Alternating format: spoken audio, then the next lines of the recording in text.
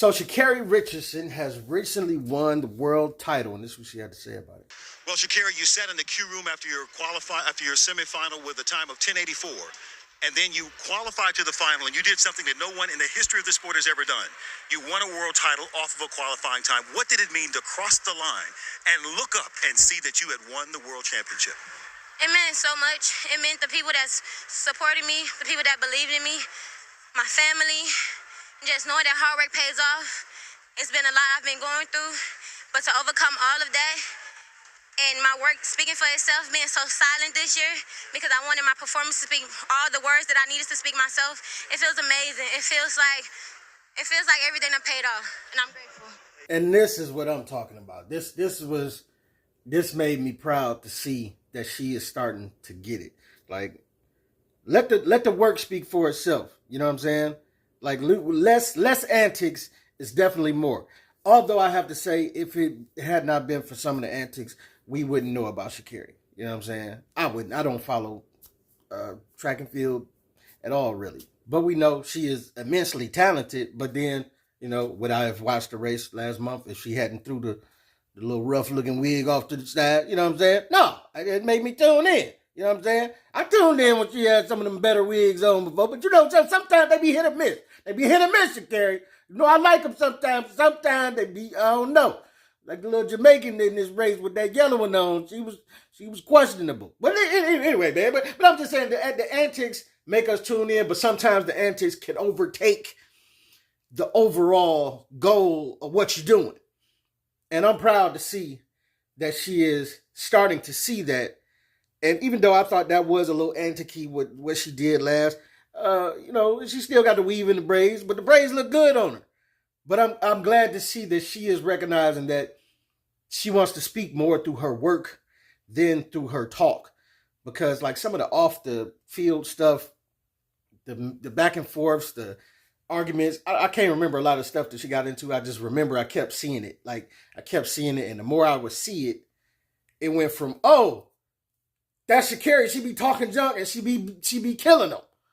It went from that to, oh, there goes Sha'Carri talking again. And she talking again. Oh my God, well, she just shut up. Like, it just became like more and more ratchet as time went on, and more talk and more all of that than the running. And then the losing started. And it started to seem like a spiral. But I'm so happy to see that she came back up out that spiral, and that now she is back putting her foot on their neck. You know what I'm saying? And I hope she just keeps excelling. Because, yeah, we all have times where you got to have some confidence and some talk in sports or in anything you do. You got to have some confidence and believe in yourself. Because if you don't believe in yourself, who will? But sometimes your belief in yourself doesn't need to be fully expressed to the world. It's just put your head down, go into go mode, and show people. They'll believe you when you get in the bag way down the road. They'll believe you then. They don't have to believe you now. They're gonna think you crazy right now. And whatever it is that you think you are justified in doing and working at and putting your head down and grinding for, they're gonna think you crazy for it. Because why would you keep doing that? And they're going to say you ain't good at it. You ain't getting no money from it. Going to be a whole lot of reasons for them to tell you not to do whatever they don't feel you should do. But just keep grinding. Keep grinding. But sometimes I feel like, as Sha'Carri's learned, the best way to respond to all of that is the work. Just keep putting the work in. Keep putting the grind in.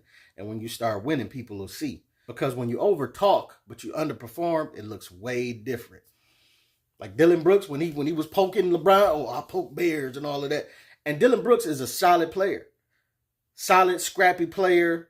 Like, teams need him. You know what I'm saying? In Detroit, we struggling in Detroit. I will take Dylan Brooks right now.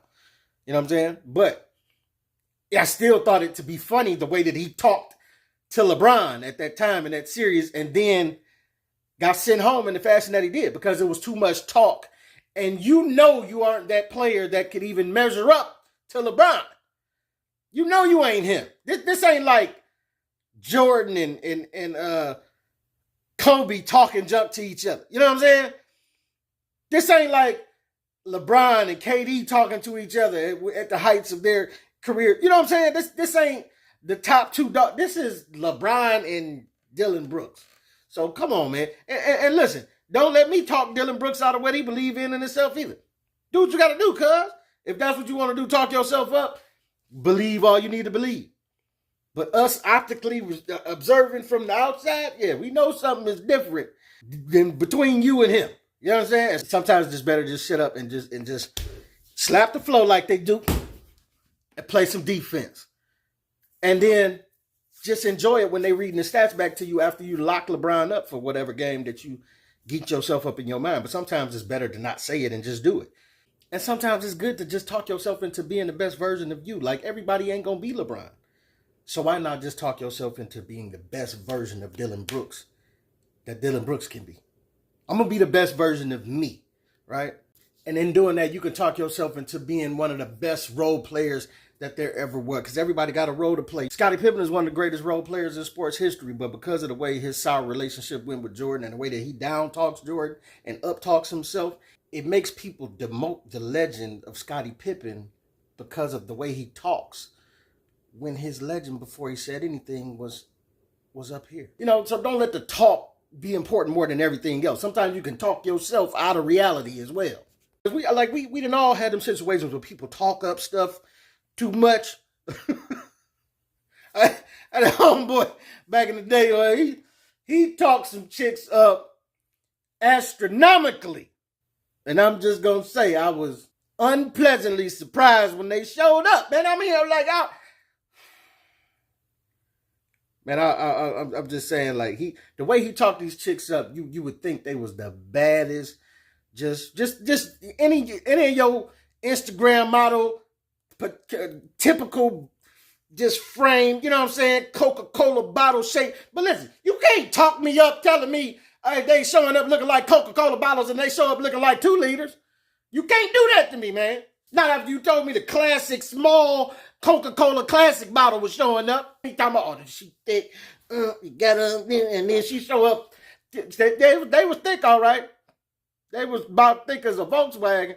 All of them had the shocks in the car scraping the ground. I'm just saying, man. I'm like, you gotta let me. Ain't nothing wrong with a big girl. I ain't been no stranger to them in my life.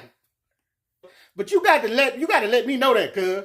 Let me wrap my mind around that literally before you do that to me. And you would hope that, you know what I'm saying, sometimes you get to think was the big girls that be cute in the face. Be like, yeah, she is real cute in the face, though. I can work with that face. Nope, this wasn't that.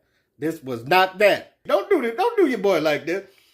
Because I done did some chicks like that. I done unpleasantly surprised y'all with these right here when I show up and sniggle too hard. My one little cousin used to talk about, it looked like somebody broke in your mouth with a crowbar.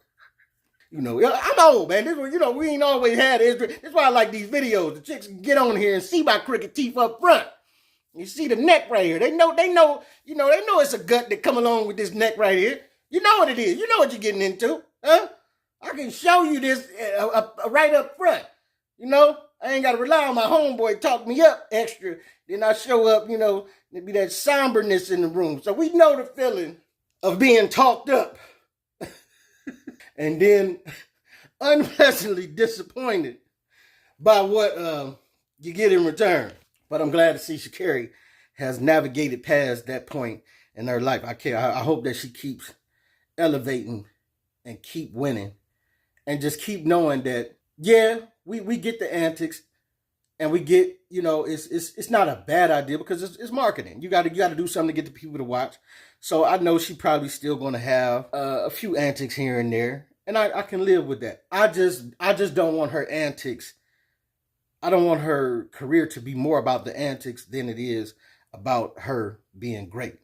You want her to be great. We don't want to just remember Sha'Carri for the wigs and the antics. You want to remember Sha'Carri for, you know, records she broke and how much she dominated in some of these in competitions. Like, that's what you want to remember her for. And so I'm glad she's back on the right path. And she looked like she headed to the sky, man, to the stratosphere.